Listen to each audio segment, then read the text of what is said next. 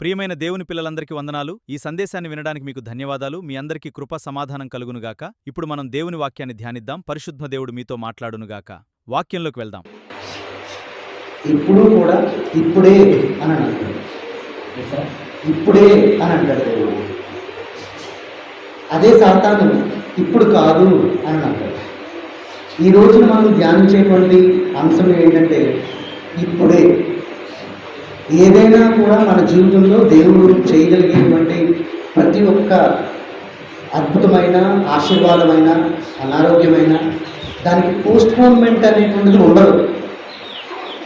దేవుడు చేసేటువంటిది రేపో, లేకపోతే దేవుడు చేసేటువంటిది నెక్స్ట్ ఇయర్, లేకపోతే అలా అనేటువంటిది ఉండదు. దేవుడు దగ్గర నువ్వు ప్రార్థన చేసినా, దేవుడిని నువ్వు ఏదైనా అడిగినా అది ఇప్పటి నుంచి ప్రారంభం అవుతుంది తప్ప దానికి రేపు అనేటువంటి మాట దేవుడి సన్నిధానంలో ఉండదు. ఆయన స్టార్ట్ చేయడం అయితే ఇప్పుడే స్టార్ట్ చేస్తాడు, కానీ అది పూర్తవ్వడానికి మన యొక్క జీవితంలో అది ఫ్రూట్ఫుల్ అవ్వడానికి, అంటే దాని అర్థం ఏంటంటే అది మనకి ఉపయోగకరంగా, మన జీవితానికి ఉపయోగకరంగా ఉండడానికి కొంచెం టైం అనేటువంటిది పట్టచ్చు. ఆ టైం పట్టేటువంటి విధానంలో మన జీవితం సరే అవుతుంది. అబ్రహాం గారికి దేవుడు పాలు తేళ్లు ప్రవహించేటువంటి దేశానికి తీసుకువెళ్తానని దేవుడు ప్రామిస్ చేసి ఉన్నాడు. ఆయన సంతానాన్ని ఆకాశంలో ఉన్నటువంటి నక్షత్రముల కన్నా ఎక్కువ ఆశీర్వాదాన్ని, ఎక్కువగా ఉన్నటువంటి బిడ్డల్ని ఆయన ఇస్తానని, ఇస్కరేణుల కన్నా ఎక్కువగా ఉన్నటువంటి బిడ్డల్ని ఆయన ఇస్తానని చెప్పి ఉన్నాడు. అయితే ఆ ఆశీర్వాదం ఎప్పుడు స్టార్ట్ అయిందంటే అప్పటి నుంచే స్టార్ట్ అయిపోయింది. కానీ శారా గారి యొక్క అనుమానం వల్ల అది ఏమవుతూ వచ్చిందంటే పోస్ట్పోన్ అవుతూ వచ్చింది. ఆమె మధ్యలో ఆమె దాసి అయినటువంటి హాగర్ని, ఆమె యొక్క విశ్వాసం పోగొట్టుకుని హాగర్ విషయంలో అబ్రహాం గారి దగ్గరికి పంపించడం వల్ల దేవుడు చేయాలనుకున్నటువంటిది ఆయన ఎప్పుడైతే అబ్రహాం గారి దగ్గరికి వచ్చి వాగ్దానం ఇచ్చి ఆయన వెళ్ళి ఉన్నాడో అప్పుడే ప్రారంభమైపోయింది. మన జీవితంలో కూడా దేవుని విషయంలో ఎప్పుడైతే మనం అడుగుతామో, ఎప్పుడైతే మనం ప్రార్థిస్తామో, ఎప్పుడైతే దేవుని యొక్క మాట విని మనం విశ్వాసం ఉంచుతామో ఆ క్షణమే ప్రారంభమైపోతుంది. కానీ ఆ ఫలాన్ని మనం పొందుకోవడం అనేటువంటిది మన అవిశ్వాసం వల్లే ఆలస్యం అనేటువంటిది అవుతూ ఉంటుంది.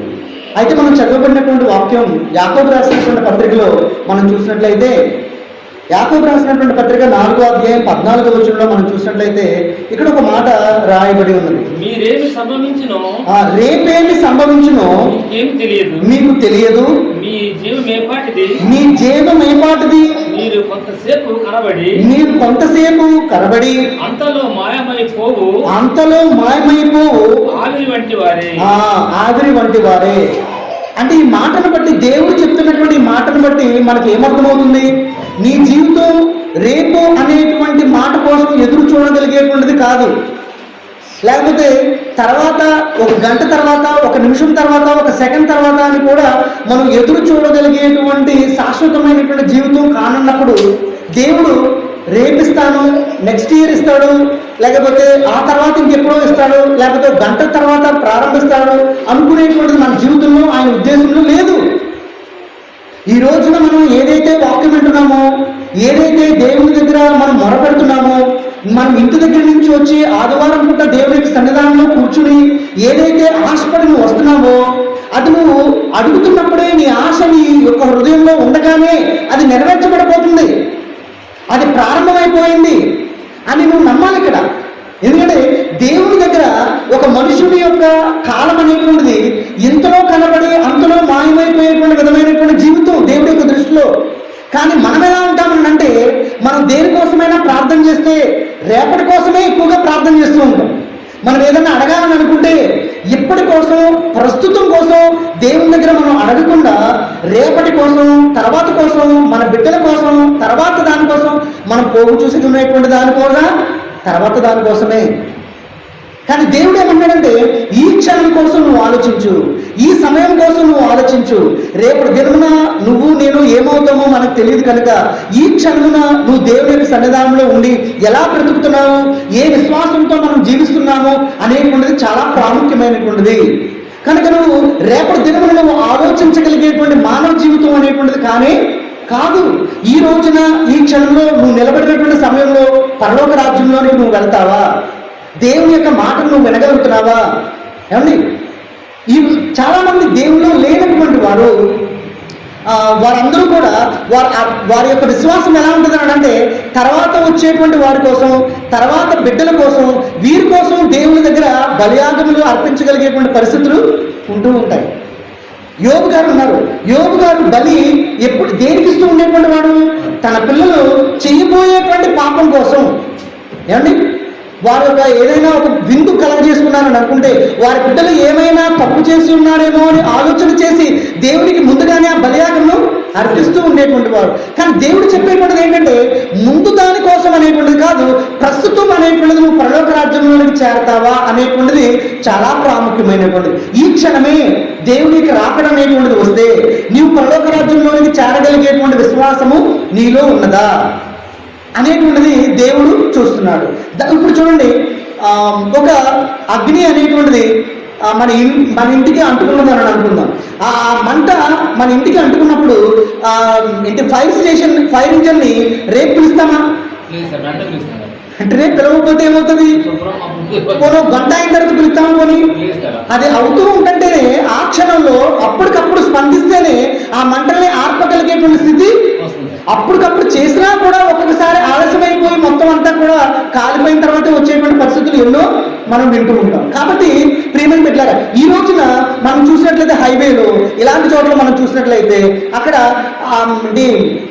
వాళ్ళకి ఏదైనా యాక్సిడెంట్ అయిందని అనుకుంటే, లేకపోతే అక్కడ ఏదైనా ప్రమాదం అయిందని అనుకుంటే ఇప్పుడు ఏం చేస్తుందంటే వారి స్టేటస్లో లైక్లు అనేటువంటి పెరుగుతాయని చెప్పి వాళ్ళని కాపాడటం మానేసి ఏం చేస్తున్నారు? వీడియోలు తీస్తూ ఉంటున్నారు, ఫోటోలు తీస్తూ ఉంటున్నారు.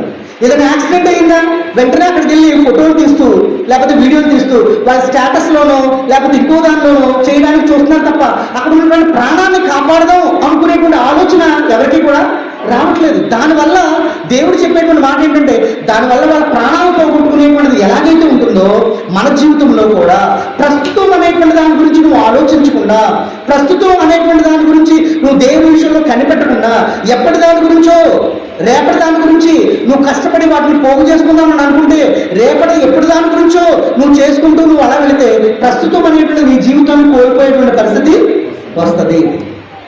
అలాంటిది నిజమైనటువంటి క్రైస్తవత్వం కాదు. అందుకనే దేవుడు ఏమంటాడంటే నీవు ఇప్పుడే ఎవరినైనా బాప్తిసం తీసుకోమని చెప్పాలని అనుకోండి, ఇంకా కొంచెం టైం ఉందండి, ఏమండి ఇంకా కొన్ని రోజులు ఉండాలండి, ఇంకా బలపడాలండి అని అనుకుంటే చూడండి, ఫిలిప్పు విషయంలో అక్కడ ఉన్నటువంటి నపుంసకుడు ఏమని చెప్పి ఉన్నాడు? నాకు ఇప్పుడే రోడ్డు మీద లేకపోతే దేవాలయంలోనా? రోడ్డు మీదే రథం వెళుతూ ఉన్నప్పుడే ఆ దేవుడి యొక్క వాక్యాన్ని విని ఆలస్యము చేయక నాకు బాప్తిస్మను నాకు ఇవ్వి అని చెప్పి తను ఏమాత్రం కూడా ఆలస్యం అనేటువంటి దాన్ని చేయలేదు. అపోస్తలుడైన పౌలు గారు దేవుని యొక్క మాట విన్న తర్వాత, దేవుని మాట విన్నది ఎక్కడ విన్నాడు? దేవాలయంలో విన్నాడా లేకపోతే ఎక్కడన్నా ఉన్నాడా? దమస్కు మార్గంలో రోడ్డు మీదే. అంటే రోడ్డు మీదే అనేటువంటి విషయాన్ని మనం ఎందుకు జ్ఞాపకం చేస్తామనంటే నువ్వు చేసేటువంటి పని విషయంలో ఆలస్యం అనేటువంటిది నువ్వు చేయకూడదు.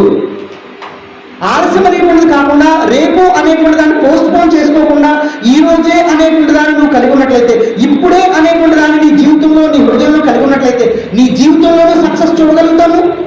అంత మాత్రమే కాదు, మన విశ్వాసంలో కూడా పరలోక రాజ్యాన్ని మనం చూడగలుగుతాం. చాలా మంది సక్సెస్ అయినటువంటి మనుషుల విషయంలో మనం ఆలోచన చేస్తే ఆ సక్సెస్ అయినటువంటి వాళ్ళు ఏంటయ్యా ఇంత తక్కువ సమయంలో పాలు అమ్ముకునేవాడు కోటీశ్వరుడు ఎందుకు అయ్యాడు?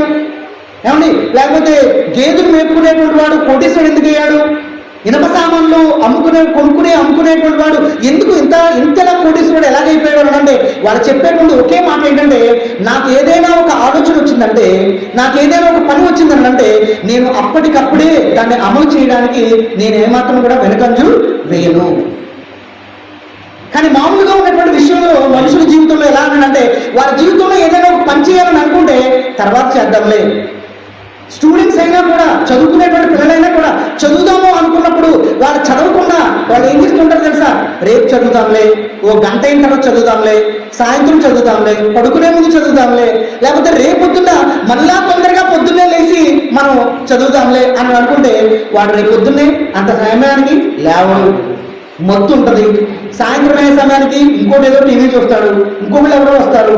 అప్పుడు ఎవరు వస్తారో ఏంటో నీకు తెలియదు, ఆ కాలం ఎలాగ మారుతుందో ఏంటో నీకు తెలియదు. కాబట్టి ప్రతి ఒక్కరూ కూడా స్టేట్ ఫస్ట్ ర్యాంకులు ఇలా వచ్చేటువంటి వాళ్ళని అడిగితే, మా అమ్మ నాన్న కూడా మమ్మల్ని ఎక్కువగా ప్రోత్సహించారని అంటే బతుకులాడారని అని కాదు అర్థం. అక్కడ లేకపోతే వాళ్ళని తిడుతూ ఉండొచ్చు, లేకపోతే వాళ్ళని లెగిసి వాళ్ళ కష్టం ఏంటో వాళ్ళ బాధ ఏంటో వాళ్ళకి తెలియజేస్తూ ఉండొచ్చు.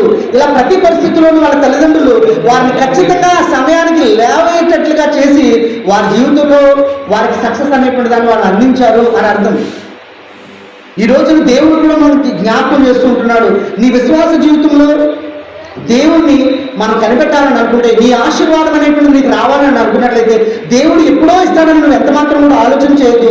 ఈ క్షణమే దేవుడు నాకు ఇచ్చి ఉన్నాడు అనేటువంటి విషయాన్ని నువ్వు గ్రహిస్తే మనము తప్పనిసరిగా ఆ దేవుని యొక్క ఆశీర్వాదం మనం పొందుకున్నామని నమ్మకం అనేటువంటిది మనకి ఇప్పుడే కలుగుతుంది. మనం ఇందాక చదివినటువంటి అపొస్తలుల కార్యములు చూడండి ఒకసారి. 22వ అధ్యాయం 16వ వచనంలో మనం చూస్తే ఒక మంచి మాట ఇక్కడ మనకి దేవుడు తెలియజేస్తూ ఉన్నాడు. చూడండి 22వ అధ్యాయం 16వ వచనంలో, కనుక నీవు గడువు చేయుట ఎందుకు, లేచి ఆయన నామమును బట్టి ప్రార్థన చేసి బాప్తిసము పొంది అపొస్తలుడైన పౌలు గారు అప్పుడే తన దేవుని అంటే తెలుసుకున్నటువంటి వ్యక్తిగా మారుతున్నటువంటి సమయం అన్నమాట అది.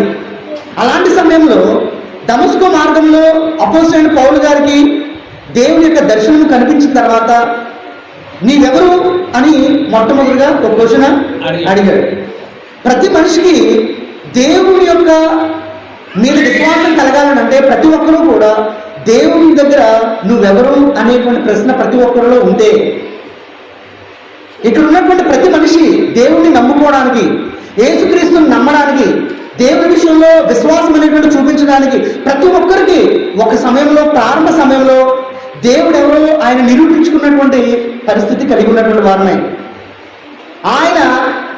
ఆయన్ని ఆ పరిస్థితుల్లో ఆయన్ని చూసి ఈయనే దేవుడు అని నీకు ఒక నమ్మకం కుదిరిన తర్వాతే ఈ దేవుడి విషయంలో వచ్చినటువంటి వారమై ఉన్నాము. ప్రతి ఒక్కరూ కూడా నువ్వెవరు అనేటువంటి ప్రశ్న దేవుని అడిగినప్పుడు ఆయన నిరూపించుకున్నటువంటి దాన్ని బట్టే మనం దేవుడిలోనికి వచ్చి ఉన్నాం.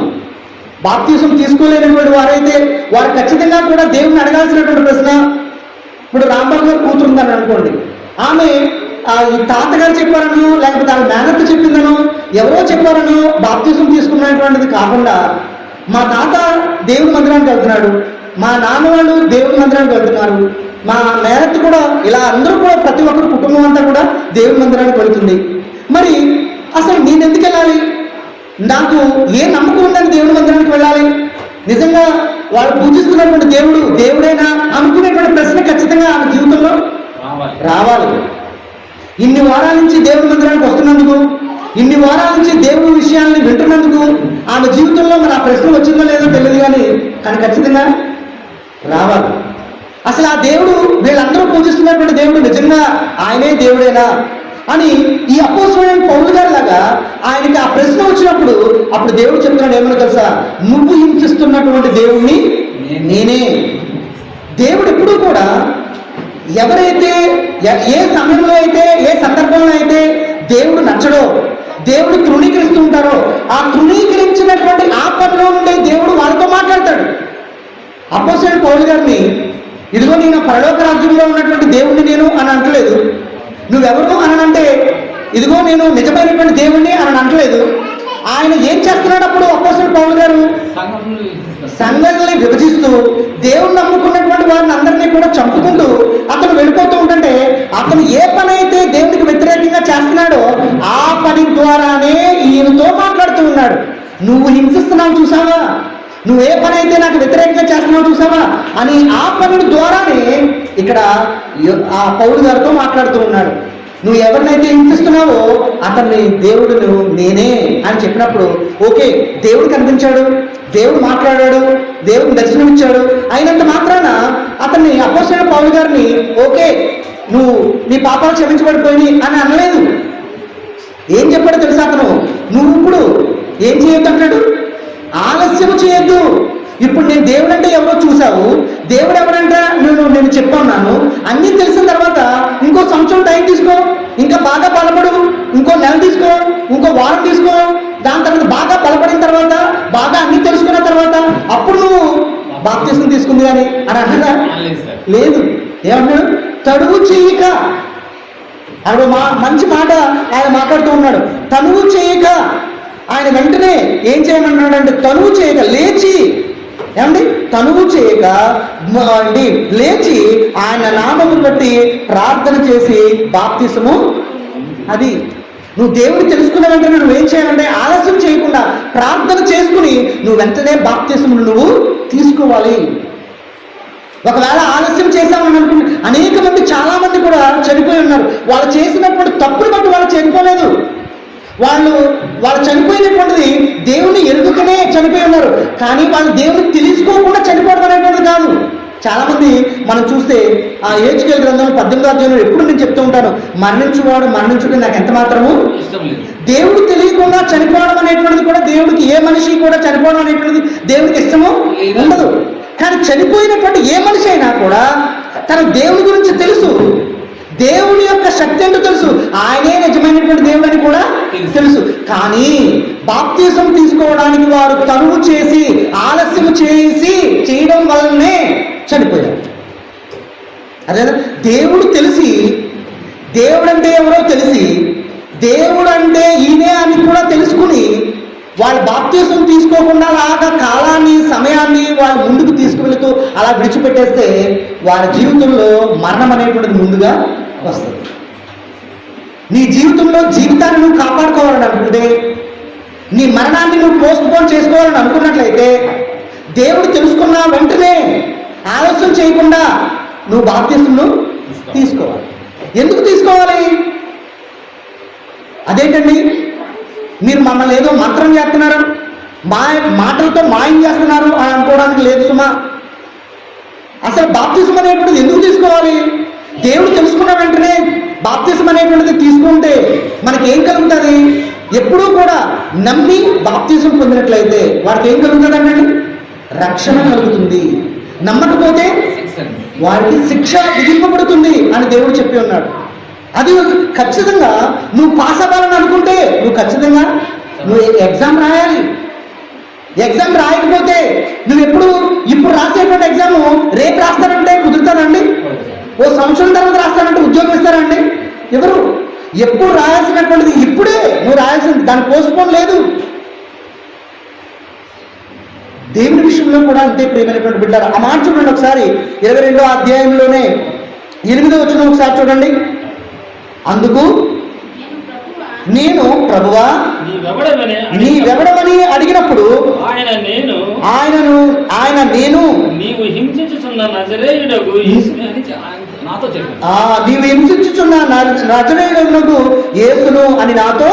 చెప్పాడు. 9వ వచనం కూడా, నాతో కూడా ఉన్నవారు ఆ వెలుగును చూచిరి గాని నాతో మాట్లాడిన వాని స్వరము వారికి వినపడలేదు. దేవుడు ఎవరితో అయితే మాట్లాడాలని అనుకుంటున్నాడో, అరే ఇప్పుడు దాకా మనతో ఉన్నవాడు, ఇప్పుడు దాకా మనతో కలిసి చెడ్డ పనులు చేసినవాడు, ఇప్పుడు దాకా మనతో ఇదిగా ఉన్నవాడు ఇప్పుడే ఏదో ఇలాగైపోయాడంటే ఎలా మారిపోయాడు అని ఎదుటి వాళ్ళకి అది తెలీదు. ఆ గ్రహింపు వాళ్ళకి రాకపోవడానికి గల కారణం ఏంటంటే దేవుడు ఎవరితో మాట్లాడాలని అనుకుంటున్నాడో, ఎవరినైతే పిలుస్తాడో అతనికి మాత్రమే ఆ మాట, ఆ స్వరం అనేటువంటిది వినిపిస్తుంది. మనలో ఒకటిగా ఉన్నాడు, మనతో పాటు కలిసి అందరితోనూ కలిసి ఇన్ని చిన్న పనులు చేసి ఉన్నాడు, ఇప్పుడే ఏమైంది రైడికి ఇలా మారిపోయాడు అని చాలా మంది ఫ్రెండ్స్ మాట్లాడుతూ ఉంటారు. అలా చేసేటప్పుడు, అలా ఇదేటప్పుడు అసలు ఎంత అద్భుతంగా ఎలాగ మారిపోయాడురా అని వాళ్ళందరూ కూడా ఆశ్చర్యం కలిగేటువంటి విధంగా ఇక్కడ అపోస్తలుడైన పౌలు గారు కూడా దేవుడు మాట్లాడుతూ ఉన్నప్పుడు అతనితోనే మాట్లాడుతున్నప్పుడు అతనికే వినిపిస్తుంది, కానీ ఆ చుట్టుపక్కల ఉన్నటువంటి వాళ్ళకి ఎవరికి కూడా వినిపించలేదు. అతనికే భయం కలిగింది, అతనికే దేవుడు అంటే నమ్మకం కలిగింది.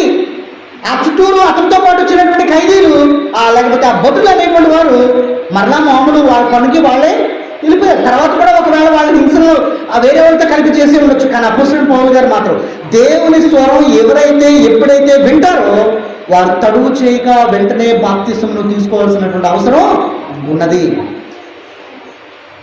దేవుడి విషయంలో చాలా మంది కూడా ఆయన స్వరం విని బాప్తిసమును కూడా తీసుకుంటారు.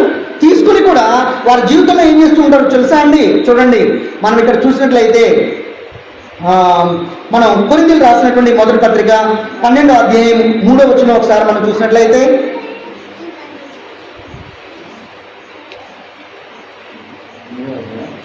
అవును, అందుచేత దేవుని ఆత్మ వలన మాట్లాడువాడు ఎవడును యేసు శాపగ్రస్తుడని చెప్పడనియు పరిశుద్ధాత్మ వలన తప్ప ఎవడును యేసు ప్రకటన చెప్పలేదని, యేసు ప్రభు అని చెప్పలేదని నేను మీకు తెలియజేయుచున్నాను. చాలండి. ఇక్కడ చూడండి, మన దేవుని యొక్క మాట చెప్తున్నటువంటి మాట చొప్పున దేవుని యొక్క ఆత్మే మనల్ని ఏం చేస్తుందంట? ఆ పరిశుద్ధ ఆత్మే మనల్ని ఏం చేస్తుందంట? ఈయన దేవుడు అని ఒప్పింప చేస్తుంది. మనంతటిగా మనలో ఏదో మార్పు కలిగిపోయి, ఏదో క్రియలు కలిగిపోయి, ఏదో రసాయనాలు మిక్స్ అయిపోయి మనకు అప్పటికప్పుడు ఆలోచన బుడుకుమని మనలో నుంచి రాదు. దేవుని ఆత్మ నీలోనికి ప్రవేశింపచేసి నిన్ను ఒప్పింపచేసి ఆయన పట్ల నీకు నమ్మకాన్ని కలగజేస్తుంది అంటున్నాడు. ఆయన దేవుణ్ణి తృణీకరిస్తున్నాడు అని అంటే దేవుడి విషయంలో ఆయన్ని యేసుక్రీస్తుని నిందల కలిగేమైనటువంటి మాటలు మాట్లాడుతున్నాడు అని అంటే అతనిలో దేవుని యొక్క ఆత్మ లేదని మీరు గ్రహించండి అని చెప్తూ ఉంటున్నారు. దేవుని యొక్క ఆత్మ నీలోనికి వచ్చినప్పుడు ఆయన్ని ఒప్పింప చేస్తుంది. ఆయనే నిజమైనటువంటి దేవుడు అని తెలియజేస్తున్నప్పుడు నువ్వు ఊరికనే దాన్ని వెంట నిలబడిపోయి ఒక విగ్రహం లాగా ఉండొద్దు. నువ్వు వెంటనే తడువు చేయకుండా ఏం చేయాలి? వెంటనే ఆ ఆత్మను పోగొట్టుకోకుండా ఉండడానికి నువ్వు వెంటనే బాప్తిసం అనేటువంటి దాన్ని తీసుకుని దేవుళ్ళు నువ్వు నిలబడాలి. అపోస్తలుడు పౌలు గారిని అలాగే అంటున్నాడు. మోషే కూడా అడిగి ఉన్నాడు. ఆ పొద మండుతూ ఉంటుంటే, అది కాలిపోకుండా మంట మండుతూ ఉంటుంటే ఆ పొదని, అప్పుడు మోషే కూడా అంటున్నాడు నువ్వెవరు అంటున్నాడు లేదా? నువ్వెవరు అని అడిగి ఉన్నాడు మోషే కూడా. అప్పుడు దేవుడు వెంటనే నువ్వు తడువు చేయక నువ్వేం చేయాలి? నువ్వు అక్కడికి వెళ్ళి వాళ్ళ దగ్గరికి వెళ్ళి కనపరుచుకో. నువ్వు తడువు చేయొద్దు అని అంటే, ప్రభు మరి నువ్వెవడమని అడిగడం లేదా? నువ్వెవడమని వాళ్ళు అడుగుతారు. ప్రభు నేను ఏం సమాధానం చెప్పాలి అని మోషే అడిగాడు. ఇదిగో నాకు ఒక పొద కనిపించింది, నాకు ఎలా కనిపించింది, ఎలా కనిపించింది అని అంటే అది మరి ఎవరు చేశారు, ఎవరు పంపించారని అడుగుతారు. ప్రభు నేనేమని చెప్పాలి? ప్రియమైనటువంటి బిడ్డలారా, దేవుడు నమ్మినటువంటి మనకి ఎప్పుడూ కూడా మనల్ని మనం అనుమానపరచుకునేటువంటి విధమైనటువంటి విశ్వాస జీవితం మనలో ఉండకూడదు. దేవుని పట్ల ఖచ్చితమైనటువంటి నమ్మకం నీకు కలగాలనంటే దేవుణ్ణి నువ్వు ఏదైతే డౌట్ ఉందో, అనుమానం ఉందో దాన్ని దేవుని దగ్గర నువ్వు తీర్చుకుని ఆలస్యం చేయకుండా ఇప్పుడే నువ్వు దేవుని పట్ల నమ్మకాన్ని నువ్వు కలిగి ఉండి బాప్తిసమును తీసుకోవాలి. అలా దేవుడు చెప్పినట్టుగా నువ్వు చేస్తేనే నువ్వు అద్భుతాన్ని చూడగలుగుతావు. దేవుడు చెప్పినట్టుగా ఉండినట్లయితేనే నీ జీవితంలో ఒక అద్భుతమైనటువంటి జీవితంగా నువ్వు చూడగలుగుతావు. మోషే అప్పుడు దేవుడు చెప్పినట్టుగా చేయకపోతే ఈ రోజున మోషే గురించి మనం చెప్పుకోము.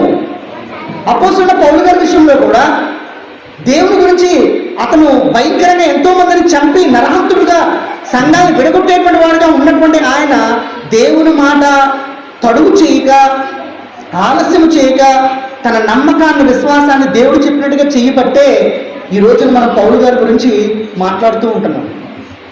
నన్ను అపోస్తలుల్లో శిష్యులుగా కూడా నన్ను ఉంచొద్దు, నేను దేవుని యొక్క మాటని మరి నేను ప్రకటిస్తానని చెప్పినప్పుడు శిష్యుల కన్నా కూడా ఎక్కువ పుస్తకాలు రాసింది అపోస్తలుడైన పౌలు గారే.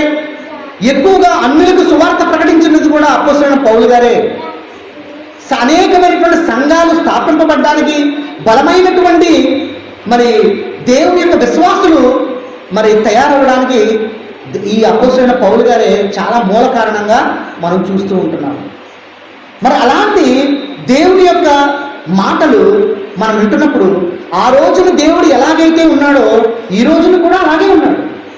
నువ్వు మారు మనసు పొంది దేవుడి దగ్గర ఎంతో శక్తిమంతుడుగా నువ్వు ఫీల్ అయినప్పుడు దేవుడు ఎలా ఉన్నాడో ఇప్పుడు కూడా దేవుడు అలాగే ఉన్నాడు. ఆయన మారడు. ఎవరు మారుతున్నారు? మనం మారుతున్నాం. మనం మారుతున్నాం. చాలా ఖచ్చితంగా చెప్పారు. మనం మారట్లేదు, మనమే మారుతున్నాం. దేవుడు మారట్లేదు. నీ ప్రవర్తన మారుతుంది, నీ ఆలోచన విధానం మారుతుంది. బాప్తిసం తీసుకున్న తర్వాత, దేవుళ్ళలోకి వచ్చిన తర్వాత నీ పనులు మారుతున్నాయి, నీ బుద్ధి మారుతుంది. కానీ దేవుడు మాత్రం ఆ రోజున నీకు బాప్తిసం తీసుకోవడానికి ఎంత శక్తిమంతుడుగా దేవుడు కనిపించాడో, ఈ రోజున కూడా అంతే శక్తిమంతుడుగా దేవుడు ఉన్నాడు. నువ్వు మరలా తిరిగి వచ్చి దేవుడి విషయంలో ప్రభువాన్ని చేయి చాపితే నిన్ను పరిగెత్తుకుని వచ్చి కౌగులించుకుని మెడపైన ముద్దు పెట్టుకుని, ఓ నా ప్రియకుమారుడా అని నీవు ఇంట్లో నుంచి పారిపోకుండా ఉన్నప్పుడు ఎలాగైతే ప్రేమ ఉందో, ఇప్పుడు కూడా అదే ప్రేమ. నువ్వు తప్పు చేసావను, లేకపోతే నువ్వేదో వేరే విధంగా మార్గం తప్పవను, నీ మీదకి ఆయనకి ఎప్పుడూ కూడా ప్రేమ మారిపోదు. ఆయనకి ఎప్పుడూ కూడా నీ మీద ప్రేమ అలాగనే ఉంటుంది. కానీ మనమే దేవుడి మీద ఉండేటువంటి ప్రేమ మారిపోతుంది. ఒకసారి తగ్గిపోతుంది, ఒకసారి పెరుగుతుంది. ఎప్పుడు ఎందుకయ్యా పెరుగుతుంది అంటే, నీకు ఆపద వచ్చినప్పుడు, భూమి మీద ఉన్నటువంటి ఏ మనుషులు కూడా నీకు సహాయం చేయనప్పుడు, అప్పుడు దేవుడు గుర్తొచ్చి ఆయన చాలా గొప్ప ప్రేమ వేయడానికి కనిపిస్తాడు. నీ అవసరం తీరిపోయిన తర్వాత ఆ దేవుడా ప్రార్థన చేద్దాంలే అనుకునేటువంటి చులకనగా కనిపిస్తూ ఉంటాడు ప్రియమైనటువంటి బిడ్డ. కానీ దేవుడు ఎప్పుడూ కూడా శాశ్వతంగా ఒకే రకంగా ఉన్నాడు. మనమే ఇది జరిగిపోతే, ఇది అయిపోతే ఖచ్చితంగా నేను నమ్ముతాను ప్రభువా నువ్వు దేవుడు అని, నేను బాప్తిసం తీసుకుంటాను ప్రభువా ఖచ్చితంగా. అది అయిపోయిన తర్వాత, బాప్తిసం తీసుకున్న తర్వాత, అంతా అయిపోయిన తర్వాత మళ్ళీ మామూలే. పెళ్లికి ముందు ఇదిగో దేవుడిలో బాప్తిసం తీసుకుని, దేవుడి యొక్క పెళ్లి చేసుకుని, ఈమె నా భార్యగా నేను చూస్తాను, నా భార్య ఈమె మరణ పర్యాంతం వరకు కూడా నేనే తోడుగా ఉంటాను, ఈమె కష్టకాలంలో కూడా నేను తోడుగా ఉంటాను, ఏమ్మా నువ్వు కూడా అలాగే ఉంటావా అంటే నేను కూడా అలాగే ఉంటానండి అని బుర్రూపుతారు పెళ్ళయ్యేదాకా. మళ్ళీ తర్వాత నువ్వు నా జీవితంలో పెట్టినటువంటి శనే, నువ్వు నాకు దాపించినటువంటి శని అనే కదా. అప్పుడు దాకా ఆ రోజు పెళ్ళయ్యే వరకు దేవతగా ఒక్కసారి ముసుగు తీసి చూడమ్మా అని అంటే సిగ్గుపడుతూ చూసినటువంటి వ్యక్తి ఈ రోజున ఆమె ఎలా కనిపెట్టింది? అతనికి దెయ్యంలా కనిపెట్టింది. ఆ రోజున భార్య ఈ రోజు అలాగే ఉంది. అదే భార్య, అదే 2 చేతులు, అదే 2 కాళ్ళు, అదే ఒకటే తలకాయ. అన్నీ 2 ఉన్నా తలకాయ మాత్రం ఇప్పుడు ఇంకో తలకాయ లేదు. అయినప్పటికీ కూడా ఆమె ఎలా కనిపిస్తుందంటే దెయ్యంలాగా కనిపిస్తుంది. దానికి కారణం ఎవరు? చూస్తున్నటువంటి వ్యక్తిలోనే మనసు తేడా ఉంది, చూసేటువంటి విధానంలో తేడా ఉంది. కాబట్టి దేవుడు ఎప్పుడూ కూడా ఒకే రకంగా ఉంటాడు ప్రియమైనటువంటి బిడ్డలారా. ఒక మాట చూడండి, మనం అపోస్తుల కార్యములు 22వ అధ్యాయం 10వ వచనంలో మనం చూసినట్లయితే ఒక మాట ఇక్కడ సెలవిస్తూ ఉన్నది. అప్పుడు నేను ప్రభువా నేనేమి చేయవలనని అడుగగా ప్రభువు నీవు లేచి దమస్కులోనికి వెళ్ళుము, అక్కడ నీవు చేయుటకు నియమించబడి ఉన్నావని నీకు చెప్పబడునని నాతో అని. చూడండి, బాప్తిసం తీసుకున్న తర్వాత, దేవుని తెలుసుకున్న తర్వాత నేను కూర్చుని ఇంకా అలా నిద్రపోతా ఉంటాను, నేను పెట్టింది తిని నేను అలాగ ఉండిపోతాను అని అంటే కుదరదు. అపోస్తలుడైన పౌలు గారికి దేవుడు దర్శనం ఇచ్చిన తర్వాత, దేవుడు కనిపించిన తర్వాత, అతను ఎవరో నిరూపించుకున్న తర్వాత, వెంటనే తడువు చేయగలను బాప్తిసం తీసుకున్న తర్వాత, తీసుకున్న వెంటనే నువ్వు నిమ్మలంగా ఉండడానికి కుదరదు. నువ్వు ఎక్కడ నిలబడితే అక్కడ నిన్ను ఒక ప్రాంతానికి నేను ఎన్నుకున్నాను, ఆ ప్రాంతంలో నువ్వు వెళ్ళి ఏం చేయాలి? యేసు వార్త అని అంటే ఆయన అంటున్నాడు, నీకు కలిగినటువంటి సాక్ష్యం, నువ్వు ఇదివరకు ఎలా ఉన్నావు, ఇప్పుడు ఎలా ఉన్నావు, అదే నువ్వు చేసేటువంటి పని. అదే మాట అంటున్నాడు కదా. ఆ మాట చూడండి, మళ్ళీ ఒకసారి చదవండి. ఏం చేయాలి అని అంటే, లేచి దమస్కులోనికి వెళ్ళము, అక్కడ నీవు చేయుటకు నియమింపబడిన అన్నీ నీకు చెప్పుదురని నాతో చెప్పాను. ఇప్పుడు 15వ వచనం చూద్దాం. నీవు కన్నవాటిని గురించి, విన్నవాటిని గురించి సకల మనుషుల ఎదుట ఆయనకు సాక్ష్యమై అంతే. నువ్వు చెప్పేటువంటిది ఎదుటి వాళ్ళకి ఏంటయ్యా అని అంటే, ఏమండి అప్పుడు సూర్యకుమారి గారికి సహదేవి గారు ఏం చెప్పారు అంటే, దేవుడు అంటే ఎలా అనుకుంటున్నావు అని చెప్పి చేతులు ఒక మంత్రంలాగా ఇలా తిప్పి, ఇదిగో ఇందులో నుంచి నువ్వు దేవుడు మొహం చూడు అని ఏమైనా చూపించాడా అండి? చూపించలేదు. దేవుడు ఏం చేస్తాడో, ఆయన జీవితంలో ఏం చేశాడో నీ జీవితంలో కూడా అలాగే చేయగలను అనేటువంటి విధమైనటువంటి సాక్ష్యాన్ని ఆయన చెప్పాడు. అంతే. ఓ రోజున ఆమె ఇంటి దగ్గరికి ప్రార్థన చేయడానికి ఆమె అనారోగ్యంగా ఉన్నప్పుడు వెళ్ళినప్పుడు ఆమె చెప్తూ ఉంటుంది సాదేవులు గారి గురించి. ఈ రోజున వాళ్ళనే కాదు, ఈరోజు నువ్వైనా నేనైనా దేవుడి విషయంలో మనం ఉండగలిగేటువంటిది ఏంటంటే దేవుడు నీకేం చేశాడు దాన్ని నిర్భయంగా నువ్వు స్నేహితుడికి నువ్వు ఉన్న చోట నువ్వు పనిచేస్తున్నటువంటి చోట దాన్ని నువ్వు చెప్పగలిగితే చాలా అదే సువార్త.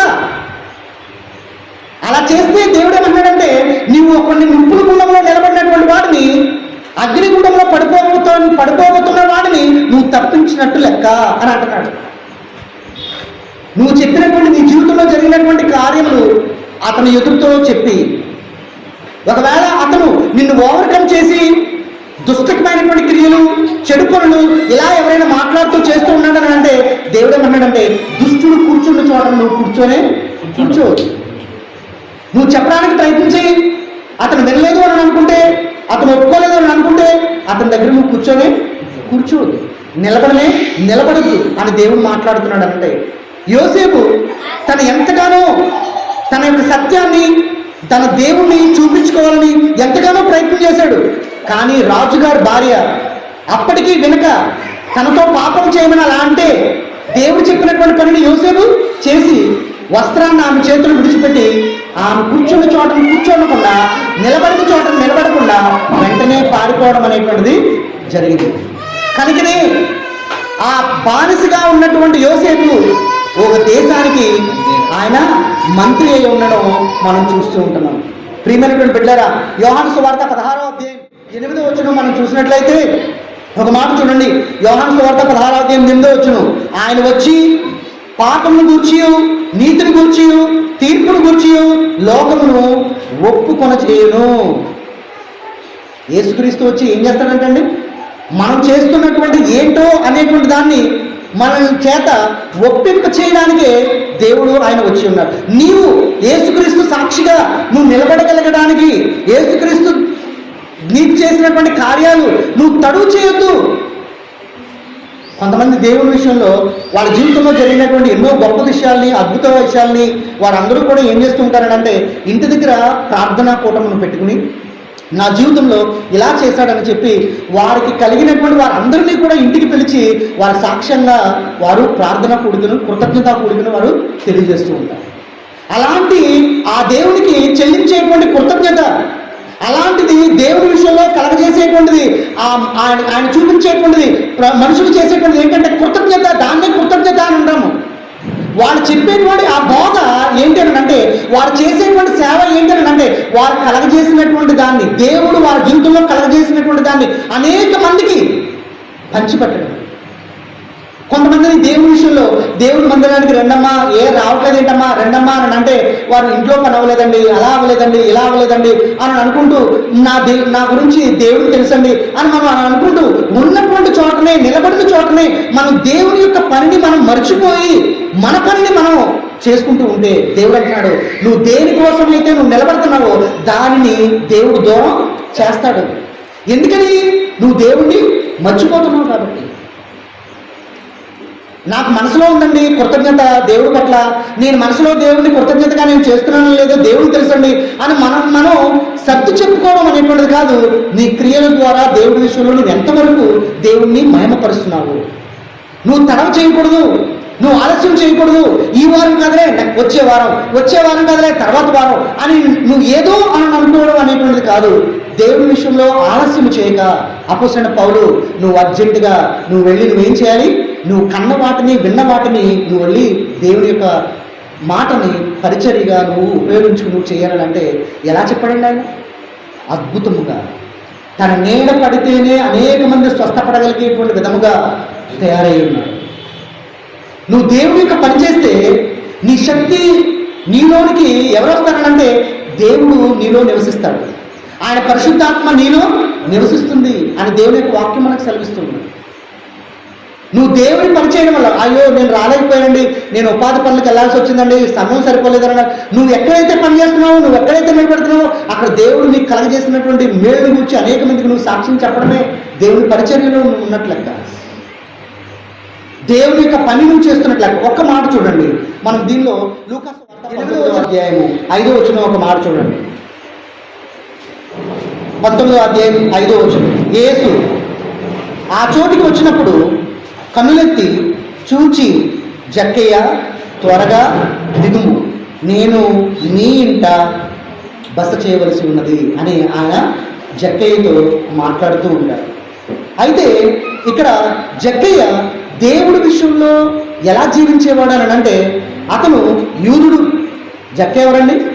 యూదుడు. యూదుడై ఉండి యూదుల దగ్గర పన్ను కట్టించుకుని ఎవరికి ఇస్తున్నాడు? రోమా సామ్రాజ్యం వాళ్ళు కడుతున్నాడు.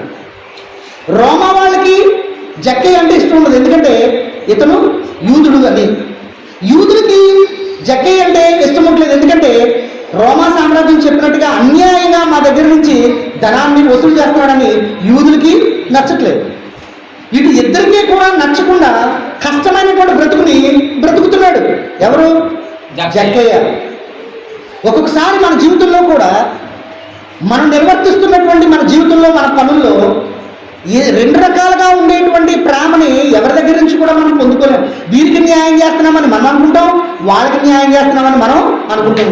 కానీ వీరి ప్రేమని పొందుకోలేము, వారి ప్రేమని కూడా పొందుకోలేము. అలాంటి వ్యక్తిగతంగా ఉండినప్పుడు తనకి ఏం కలిగింది అంటే, ఒక ఆశ, దేవుడి మీద ఉన్నటువంటి ఆశ మాత్రం కలిగి తను ఏం చేశాడు? తన ప్రయత్నం ఏం చేశాడు? మేడు చెట్టుని ఎక్కి దేవుడిని చూడాలని అనుకున్నాడు. చూడాలని ఎప్పుడైతే ఆశ కలిగిందో వెంటనే దేవుడు ఆలస్యం చేయక, తడువు చేయక జక్కయ్య దగ్గరికి వచ్చాడా లేదా? వచ్చాడు. వచ్చి చెట్టెక్కినటువంటి అనేటువంటి మాట కంటే దేవుణ్ణి చూడాలని ఆశ కలిగినటువంటి అతనికి, ఎందుకంటే తను చాలా బాధతో ఉన్నాడు. డబ్బు బాగా సంపాదించుకున్నాడు. ఆశ మాత్రం ఈ దేవుడి మీద ఉందంటే, డబ్బు బాగా సంపాదించడం వల్లే చాలా మందికి సంతోషం ఉంటుందని అనుకుంటారు. కానీ జక్కయ్య డబ్బు బాగా సంపాదించాడు. యూదుల వల్ల సంతోషం లేదు, ఇటు ఎవరి వల్ల సంతోషం లేదండి? రోమా సామ్రాజ్యం వల్ల కూడా సంతోషం లేదు. మరి అలాంటి జక్కయ్యకి తనకి బాధను పోగొట్టుకోవడానికి యేసుక్రీస్తు ద్వారానే తన బాధ పోతుందని తన ఆలోచన చేసుకున్నాడు. ఆ యేసుక్రీస్తుని చూసి తన బాధను పోగొట్టుకోవాలని ఆయన చూస్తే చాలు అనుకుని మేడి చెట్టు ఎక్కాడు. తనకి ఎలాగ బాధపోతుందని అనుకున్నాడండి? యేసుక్రీస్తుని చూస్తే చాలు నాకు బాధ పోతుంది. కొంతమందికి దేవుని మందిరానికి అడుగు పెడితే చాలు నాకు కష్టాలు పోతాయి. దేవుని యొక్క సేవకుడితో ప్రార్థన చేయించుకుంటే చాలు నాకు ధైర్యం వస్తుంది. దేవుడు ఒక ప్రార్థన నేను చేస్తూ ఒక ప్రార్థనకి నేను వెళ్ళిన తర్వాత అక్కడ నేను వాక్యం చెప్తూ ప్రార్థన చేస్తూ ఉంటుంటే నాకు చెమటలు పట్టేస్తున్నాయి. అక్కడ ఫ్యాన్ లేక చెమటలో బోర్లు పడుతూ ఉంటుంటే ఆ ప్రార్థన అయిపోయిన తర్వాత చివరిలో ఒక టవల్ తీసుకుని ఆ చెమటను తుడుచుకున్నాను. తుడుచుకున్న తర్వాత ఆమె నెక్స్ట్ వీక్ ఆమె చెప్తుంది ఏంటంటే, ఆమెకు జ్వరం వచ్చినప్పుడు నేను చెమట తుడుచుకున్నటువంటి ఆ టవల్ని ఆమె ముట్టుకుని ఆమె ప్రార్థన చేసుకుంటే ఆమె జ్వరం తగ్గిపోయిందంట. ఆమె సాక్ష్యం చెప్తుంది. ఆ చెమటలోనో లేకపోతే ఆ టవల్లోనో ఎలాంటి శక్తి అనేటువంటిది లేదు. ఆమె ఆశ ఏదైతే ఉందో ఆ ఆశను బట్టి దేవుని యొక్క పరిశుద్ధాత్మ ఆమెలోనికి వెళ్ళి స్వస్థపరిచింది. ఇక్కడ జక్కయ్య విషయంలో కూడా అంతే.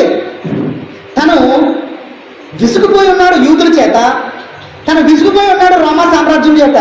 ఎంత కష్టపడినా తనకు సంతోషం రావట్లేదు. కానీ దేవుడిని చూస్తే చాలు, యేసుక్రీస్తుని చూస్తే చాలు తనకు ఆశ కలుగుతుందని తను ఎంతగానో ఆలోచన కలిగింది. ఆ ఆశ ఎప్పుడైతే కలుగుతుందో ఆ ఆశ ఎక్కడో దూరంగా ఉన్నటువంటి యేసుక్రీస్తుకి తెలిసి వెంటనే తన దగ్గరికి వచ్చేసాడు.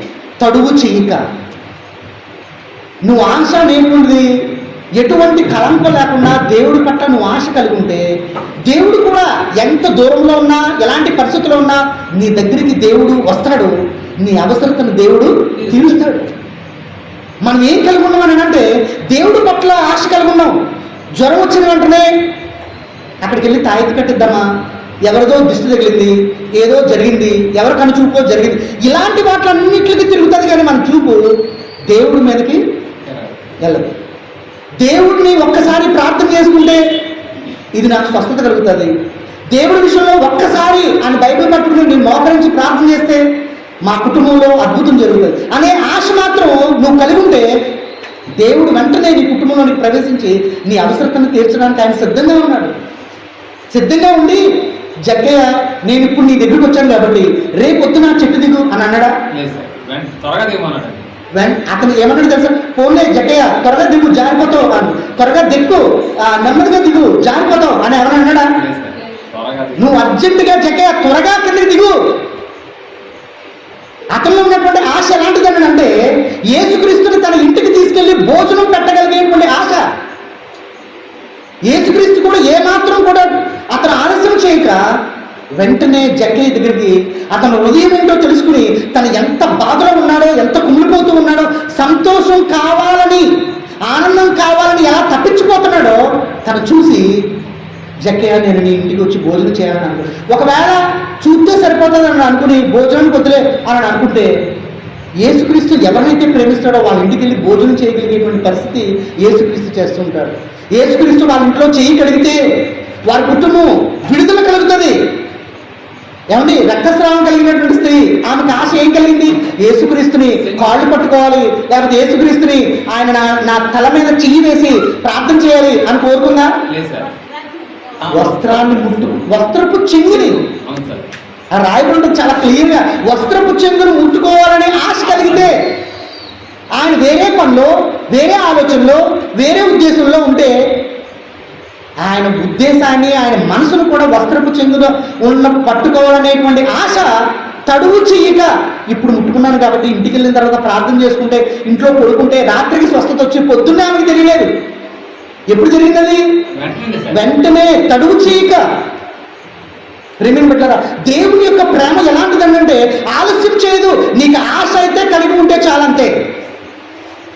దేవునిలో నువ్వు కలిగి ఉన్నటువంటి ప్రతి ఒక్క ప్రేమ కలిగినటువంటి ఆ ఆశ నీ జీవితంలోనికి దేవుణ్ణి పిలుస్తుంది, ఆహ్వానిస్తుంది. నువ్వు మాట్లాడిన అవసరం కూడా లేదు. ఆశ మాత్రం నిడారంభరంగా ఆశ మాత్రం నువ్వు కలిగి ఉంటే నీ ఇంట్లోకి దేవుడు ఖచ్చితంగా నీ ఇంట్లోకి వస్తాడు, వచ్చి గొప్ప కార్యం చేస్తాడు. అలా ఇంట్లోకి దేవుడు అడుగు పెట్టిన వెంటనే ఏమన్నాడు? తండ్రి, నేను ఎవరి దగ్గర అయితే అన్యాయంగా తీసుకున్నాను అతనికి నేను రెండింతలు ఇచ్చేస్తాను. ఎందుకంటే దీనివల్ల నాకు ఏమాత్రం కూడా లేదనంటే అప్పుడు యూదులందరూ కూడా ఏమన్నారు? ఇతనిలో కూడా, ఇతనింట్లోని కూడా, లేకపోతే ఇతను కూడా అబ్రహాము కుమారుడే. అప్పుడు యూదులు గుర్తించారు. జక్కయ్య ఎప్పుడైతే తన ఆశ కలిగి ఉన్నాడో, ఎప్పుడైతే దేవుణ్ణి తన కుటుంబంలోనికి ఆహ్వానించి ఉన్నాడో వెంటనే యూదులు గుర్తించి ఉన్నాడు, ఇతను కూడా అబ్రహాం కుమారుడు అంటే దైవికమైనటువంటి బిడ్డే అని.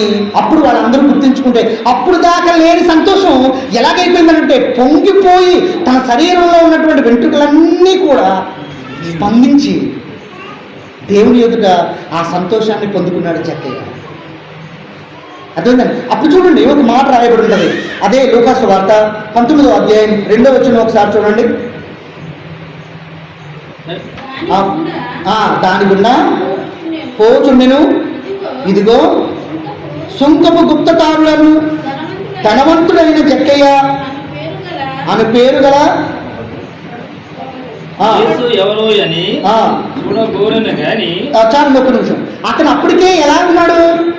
ధనవంతుడై ఉన్నటువంటి జక్కయ్యను మనం చూస్తూ ఉంటున్నాం కదా. డబ్బు సంపాదించి సంతోషం లేకుండా ఉన్నటువంటి జక్కయ్యను చూస్తూ ఉన్నాం. తనలో ఉన్నటువంటి లోటు అనేటువంటి దాని మీద తన ఆశను కలిగి ఉండడం అనేటువంటిది కూడా మనం చూస్తూ ఉంటున్నాం. అతను ఆశ ఎక్కడ నెరవేర్చబడింది? రోడ్డు మీద. గుడ్డివాడు అయినటువంటి అతని ఆశ ఎక్కడ నెరవేర్చబడింది? రోడ్డు మీదే.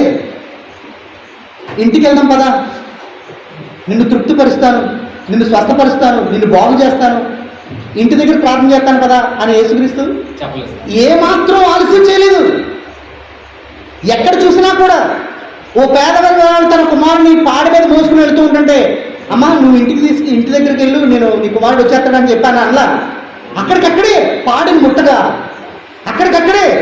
దేవుడు ఎప్పుడూ కూడా రేపు అనేటువంటి పదం ఆయన వాడరు. నీకు ఆశీర్వాదం విషయంలో దేవుని దగ్గర నువ్వు ఆశ కలిగి ప్రార్థన చేస్తే అది ఎప్పుడో అనేటువంటిది జరగడం అనేటువంటిది నువ్వు ఆలోచించుకోవద్దు. ఇప్పుడే దేవుని జీవితంలో గొప్ప కార్యం చేస్తాడు. ఇప్పుడే నీ జీవితంలో ఏదైతే ఆశ కలిగి ఉన్నావో అది నీ జీవితంలోనికి వచ్చేటువంటి విధంగా దేవుడు గొప్ప కార్యం చేయడానికి ఆయన సిద్ధంగా ఉన్నాడు.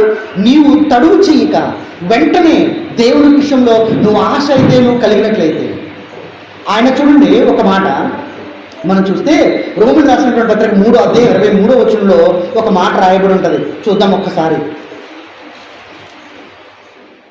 19వ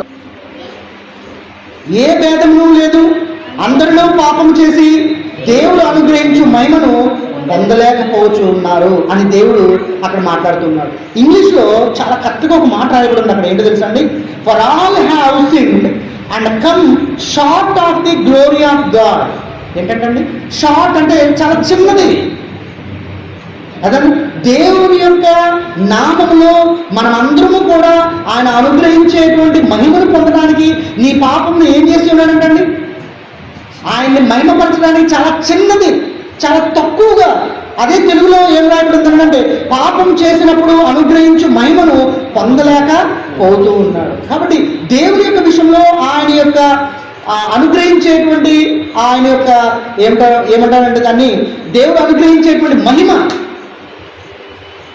అదేంటంటే దేవుడు అనుగ్రహించేటువంటి ఆ మహిమని దేవుడు మనకి ఎప్పుడూ కూడా ఆయన చూపించేటువంటి ఆ మహిమను పొందేటువంటి దూరం ఎంత చేశాడంటే చాలా చిన్నది. ఆకాశాన్ని అందుకోవడానికి ప్రయత్నం చేస్తే మనం ఎంతసేపట్లో అందుకోగలుగుతాం? అసలు అందుకోలేదు. మన భూమి నుండి ఒక శాటిలైట్ని కొన్ని వందల వేల సంవత్సరాల క్రితం విడిచిపెట్టారంట. ఒక శాటిలైట్, ఆ శాటిలైట్ మన భూమి నుండి బయలుదేరి మన విశ్వంలోనికి అనేక వందల వేల లక్షల కోట్ల బిలియన్లు దూరం వెళ్ళిపోయిన తర్వాత ఇంకక్కడికి కూడా సృష్టి అనేటువంటిది ఒక అంతం అనేటువంటిది లేదట, ఇంకా ఉంటూనే ఉంది. అయితే అది వెళ్ళిన తర్వాత ఒక ఇలా ఒక అంచు లాంటిది కనిపిస్తుందంట. సృష్టి అంతటికి కూడా ఒక అంచు లాంటిది. ఆ అంచుకి బయట ఒక రకంగాను, ఆ అంచుకి లోపల ఇంకొక రకంగాను ఉందంట. ఆ శాస్త్రవేత్తలు అంటున్నారు ఇదంతా కూడా ఒక రకమైనటువంటి వాతావరణం ఈ భూమి చుట్టూరు, ఈ యొక్క నక్షత్రాల చుట్టూరు, ఈ లోపల ఇదంతా కూడా ఎవరో ఒకరు తయారు చేసినట్టుగానే ఉంది తప్ప దీని అంతటికీ ఇది కలిగినట్టుగా ఏమీ కూడా లేదు. ఇంకా ఆ యొక్క అంచుని దాటి ఆ యొక్క శాటిలైట్ ఇంకా వెళ్ళట్లేదు. అంచులు దాటి ఇంకా వెళ్ళట్లేదు, దూరం అక్కడితో ఆగిపోతుందంట. అక్కడితో ఆగిపోయేటట్టుగా ఎవరో చేస్తున్నారు దాన్ని అని అంటే ఎవరో ఇంకెవరు ఉంటారు? దేవుడే. ఆ దేవుని యొక్క ప్రతి ఒక్క సృష్టిలో ప్రతి ఒక్క దానికి చాలా ఆలోచన, చాలా జ్ఞానం ఉంటుంది. కానీ దాన్ని అర్థం చేసుకోవడానికి మన జ్ఞానం అనేటువంటి వెరితనం సరిపోదు. కాబట్టి ఆయన కలగజేసినటువంటి వాటిని మనం అనుభవించడం తప్ప మరి ఇంకొక రకంగా మనం ఏమి కూడా చేయలేమనేటువంటి విషయాన్ని దేవుడు మనకి కలగజేస్తున్నాడు. ప్రియమైనటువంటి బిడ్డ, దేవుడు అక్కడ ఆ చెట్టు మీద నుంచి జక్కయ్య నువ్వు కిందకి దిగు అని చెప్పి, అదేంటి ప్రభువా ఆ చెట్టుది కిందకి దిగమని చెప్పి నువ్వు కిందకి దిగు అని అంటే, చెట్టుకి ఎక్కిన వాడంట ఏమవుతాడంటే అక్కడ మ్రాను మీద వేలాడేవాడు ఎలాంటి వాడంట? శాపగ్రస్తుడంట. యేసుక్రీస్తు శిలువ పైన వేలాడుతున్నప్పుడు, ఆ మ్రాను పైన వేలాడుతున్నప్పుడు అతను శాపగ్రస్తుడు అనేటువంటి ముద్ర వేయబడి ఉన్నది. అలాంటి వాళ్ళనే అక్కడ శిలువ వేస్తారు. అందుకని ఇతన్ని మళ్ళీ రాజే అక్రమంగా శిలువ వేశారని అనుకుంటారేమో అని అతన్ని కూడా దొంగగా చేయడానికి అటువైపు ఇటువైపు కూడా దొంగలే శిలువ వేసి ఉన్నారు. ఇతను కూడా ఒక దొంగే అని ఆ నింద జక్కయ్య నువ్వు దిగు ఆ మ్రాను మీద నేను ఎక్కుతాను, జక్కయ్యని నువ్వు దిగు నేను ఎక్కుతాను అనుకునేటువంటి విధంగా అప్పుడు జక్కయ్య అనుకునొచ్చు, ప్రభువా నువ్వు ఎక్కితే మ్రాను పైన మరి శాపగ్రస్తులు అయిపోతావు కదా అని అంటే, ఇదిగో నిన్ను ఆ మ్రాను మీద నుండి నిన్ను దిగించి నేను ఎక్కబోతున్నాను, నువ్వు చెట్టు ఎక్కుతూ నీ శాపగ్రస్తాన్ని తీసివేయడానికి ఆ శాపాన్ని నేను పొందుకుని నేను ఎక్కుతాను, ఆ దుఃఖాన్ని ఆ బాధని నేను భరిస్తాను అని దేవుడు సిలువ వేసుకుని ఆ మ్రాను పైన దేవుడు ఎక్కి ఉన్నాడు. జక్కయ్యకి ఎలాగైతే ఆ మ్రాను పై నుండి కిందకి దింపి ఉన్నాడో, మనల్ని కూడా ఆ శాపము లేకపోతే ఆ యొక్క కీడు వాటి నుండి మనల్ని తప్పించడానికి దేవుడు ఆయన ఆ మ్రాను మీదకి ఎక్కి మనల్ని ఆ చెట్టు నుండి కిందకి దింపి మనల్ని సంతోషపరిచి ఉన్నాడు దేవుడు. యాకోబు గారికి ఏం కనిపించిందండి? నిచ్చెన కనిపించింది. పరలోకానికి భూమికి ఒక నిచ్చెన కనిపించింది. ఆ నిచ్చెన ఏం చేస్తుంది? పరలోకానికి కిందకి దేవదూతలు దిగి ఎక్కడో అనేటువంటి తను చూస్తూ ఉన్నాడు. ఆ నిచ్చెన ఎవరంటే యేసుక్రీస్తే. ఆ నిచ్చెన ఎవరండి? యేసుక్రీస్తే. ఆ పరలోకానికి భూమికి మధ్యలో ఉన్నటువంటి ఆ యొక్క మార్గాన్ని ఆయన ఏం చేసి ఉన్నాడు అన్నాడు? ఇక్కడ షార్ట్ చేసి ఉన్నాడు, చిన్నది చేసి ఉన్నాడు. దుఃఖానికి సంతోషానికి మధ్యలో ఉన్నటువంటి వారు లేకుండా ఉన్నదని అంటే దాన్ని ఏం చేసి ఉన్నాడంటే సంతోషం అనేటువంటిది ఆయన మ్రాను మీద వేలాడి వాటినన్నింటినీ కలిపి మనల్ని ప్రేమలోనికి దించి మన పరలోక రాజ్యంలోనికి తీసుకెళ్ళగలిగేటువంటి విధంగా యేసుక్రీస్తు అయ్యి ఉన్నాడు. ప్రేమటువంటి ఆయన పాపం తీసివేసే ఉన్నాడు. కాబట్టి నువ్వు దేనిలోనూ తను చేయదు. నువ్వు బాప్తీసం తీసుకున్నటువంటిది నువ్వు ఊరికినే నిన్ను దేవుడు బాప్తీసం తీసుకోమని దేవుడు చెప్పలేదు.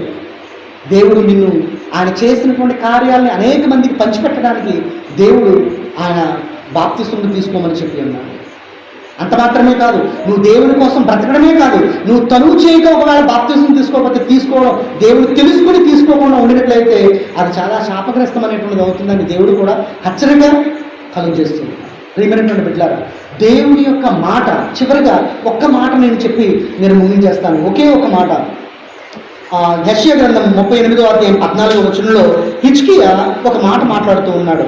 మంగళ కత్తి పెట్టవలే, ఏమండి, మంగళ కత్తి పెట్టవలే, ఓది కొరకు వలే నేను కిచకిచలాడితిని, గోవ వలే మూలిగితిని, ఉన్నత స్థలమును తట్టు, ఏమండి, చూచి చూచి నా కన్నులు క్షీణించెను, నాకు శ్రమ కలిగెను అంటున్నాడు లేదా? ఎలాంటండి? ఒక పక్షి మంగళ కత్తి పక్షి అనేటువంటిది ఒకటి తిరుగుతుందట పైన. ఓ పెట్ట కూర్తూ వెళ్తుంటే చాలామంది పెద్దోళ్ళు చూసి తూ అని వస్తూ ఉంటారు. దాన్ని మంగళ కత్తి పెట్ట అంటారు దాన్ని. అది బాధ కొద్దీ దానికి వచ్చినటువంటి శోకాన్ని కొద్దీ అలా అరుస్తూ వెళ్తూ ఉంటుందట. అలా అరుస్తూ వెళ్తే ఎవరో చచ్చిపోతారని చెప్పి చాలామంది అలాగా అంటూ ఉంటారు అన్నమాట. అంటే ఇక్కడ ఆ పదజాలాన్ని వాడుతున్నాడు ఆ గ్రంథకర్త. ఏమన్నాడంటే అది ఎలాగైతే కుములుతూ ఏడుస్తూ భయంకరమైనటువంటి స్థితిలో వెళుతూ ఉంటుందో నా బాధ కూడా అలాగా ఏదన్నా వచ్చి నన్ను కాపాడుతుందేమో అని. ఎవరు? హిజ్కియా.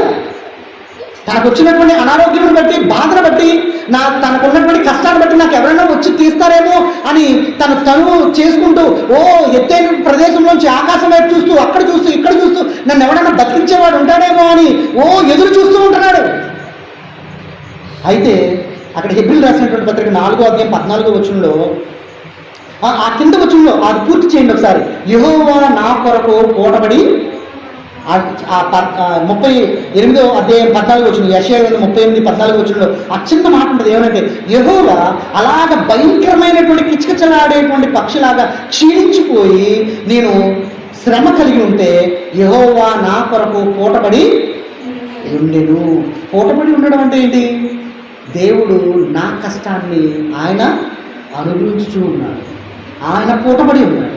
ఆయన దప్పిక కొలిగి, ఆయన ఆకలి కొలిగి నాకు సంతోషాన్ని ఆయన అనుగ్రహించు. ఈ మాట చూడండి, హెబ్రీయులకు రాసిన పత్రిక 4వ అధ్యాయం 14వ వచనంలో ఒక మంచి మాట. ఆకాశ మండలం గుండా వెళ్ళిన దేవుని కుమారుడైన యేసు అను గొప్ప ప్రధాన యాజకుడు మనకు ఉన్నాడు కనుక మనము ఒప్పుకొనిన దానిని గట్టిగా చేపట్టుదుము. మనకి బలం ఏంటండి? యేసుక్రీస్తే. మనకి యాజకుడుగా ఉన్నటువంటి ఆ యేసుక్రీస్తే మనకి బలం. దాన్ని మనం గట్టిగా పట్టుకుంటే దేవుని విషయంలో మనం పరలోక రాజ్యానికి వెళ్ళగలుగుతాం. మన శాపాన్ని మనం పోగొట్టుకోగలుగుతాం. అనేక మంది వారు కలిగినటువంటి శాపాన్ని పోగొట్టుకోవడానికి నానా విధాలుగా ప్రయత్నం చేస్తూ ఉంటున్నారు. కానీ బైబిల్ గ్రంథం ఏం తెలియజేస్తుందంటే నువ్వు యేసుక్రీస్తుని నమ్మటేనే ఆయన నీ శాపాలన్నింటినీ ఆయన మీద వేసుకుని, అది ఎవరో కూడా మంత్రిస్తే నీళ్ళు చల్లితే పోయేటువంటి శాపం కాదది. దానికోసం కంపల్సరీ ప్రాణం అనేటువంటిది, పాపానికి వచ్చేటువంటి జీతం ప్రాణం. ఏమండి, ప్రాణం పోవడమే, మరణమే. అలాంటి మరణాన్ని ఖచ్చితంగా ఎవరో కూడా అనుభవించాలి. ఆ అనుభవించేది యేసుక్రీస్తే. మన కోసం ఆయన మరణం అనుభవించి మనకేమిచ్చి ఉన్నాడండి? నిత్యము జీవించి ఉండగలిగేటువంటి జీవాన్ని మనకి అనుగ్రహించి ఉన్నాడు. నువ్వు ఏదైతే నమ్ముతున్నావో ఆ యేసుక్రీస్తు నువ్వు గట్టిగా పట్టుకుంటేనే పరలోక రాజ్యంలోనికి నువ్వు చేరగలుగుతావు అని యేసుక్రీస్తు మనతో మాట్లాడుతున్నాడు. ప్రియమైనటువంటి బిడ్డలారా, అలాంటి యేసుక్రీస్తుని మనం విడిచిపెట్టక ఏమండి ఒకసారి ఆ 7వ అధ్యాయం 22వ వచనం ఏప్రిల్ రాసిన పత్రిక, ఆయన పశ్చాత్తాపపడు అనియుడు ఆయనతో చెప్పిన వాని వలన ప్రమాణపూర్వకంగా ఆయన యాజకుడు అయి ఉన్నాడు. మన మధ్యలో ఆయన అదే ఇంగ్లీష్లో అయితే ఇక్కడ ప్రమాణపూర్వకంగా అని చెప్పి ఉన్నది కదా. ఇంగ్లీష్లో ఏముంటుందో తెలుసా? By so much was Jesus made is surely of better అని అంటుంది. ఏమంటారు షూర్లీ అంటే? చూడండి, ఎరా నువ్వు ఖచ్చితంగా వస్తావా? షూర్, ఖచ్చితంగా షూర్. షూర్ అన్నాడంటే ఏంటి? ఖచ్చితంగా వస్తాడన్నా? ఖచ్చితంగా వస్తాడు. ఇక్కడ దేవుడు చెప్తున్నటువంటి మాట ఏంటంటే షూర్గా, ఖచ్చితంగా ఆయన నీకు నాకు వారధిగా నీ శాపాన్ని లేకపోతే నీ బాధని లేకపోతే నీకున్నటువంటి కీడిని షూర్లీ ఆయన ఏం చేస్తాడంటే ఖచ్చితంగా ఆయన తీసివేయడానుకున్నాడు. నువ్వు ఏదైతే నమ్ముతున్నావు దాన్ని బలంగా నువ్వు పట్టుకో, అప్పుడు నీకు ఖచ్చితంగా విజయం. నీ బాప్తీసం అనేటువంటిది ఆషామాషిగా ఉంటుంది కాదు. ఇది నువ్వు తీసుకున్నటువంటి బాప్తీసము, నువ్వు నమ్ముతున్నటువంటి నమ్మిక, క్రీస్తు మీద నమ్మిక, అది ఆషామాషి వంటిది కాదు, చాలా బలమైనటువంటిది. అలాంటి దాన్ని నువ్వు గట్టిగా పట్టుకో, నువ్వు వదులుకో, నీ నమ్మకాన్ని గట్టిగా ఉంచుకో, దేవుణ్ణి వదలకు. ఖచ్చితంగా నిన్ను దేవుని పరలోక రాజ్యంలోనికి అదే నిన్ను చేర్చగలుగుతుంది, ఆయనే నిన్ను చేర్చగలుగుతాడని దేవుడు ఈ రోజున మనకి తెలియజేస్తున్నాడు. దాన్ని ఆలస్యం చేయడు. ఇప్పుడే ఈ క్షణమే నీకు నాకు ఆయన దరికి చేరి ఉన్నాడు. అడిగిన దాన్ని ఇవ్వడానికి ఉన్నాడు. పరలోక రాజ్యాన్ని కూడా నీకు ఇవ్వడానికి ఉన్నాడు. కానీ నువ్వు నేను ఆలస్యం చేయక దేవుని పట్ల విశ్వాసంతో మనం ముందుకు వెళితే ఖచ్చితంగా ఆయన నీకు నాకు పరలోక రాజ్యాన్ని ఇస్తాడని నన్ను నేను హెచ్చరికలు కలిగజేస్తూ మీకు హెచ్చరికలు కలిగజేస్తూ కొద్ది వాక్యము దేవుడు దీవించుగాక మీ అందరికీ. పరలోక తండ్రి, అందర్నీ దీవించండి, వారికి ఆరోగ్యాన్ని ప్రసాదించండి. యేసు నామములో వేడుకుంటున్నాము, ఆమేన్. పరలోక తండ్రి, ఈరోజు మీ అందర్నీ ఆయన హస్తాలకు అప్పగిస్తున్నాను. ఆయన కృప మీకు తోడుండునుగాక. ఆమేన్. దేవుడు మిమ్మల్ని దీవించునుగాక. మళ్ళీ కలుద్దాం.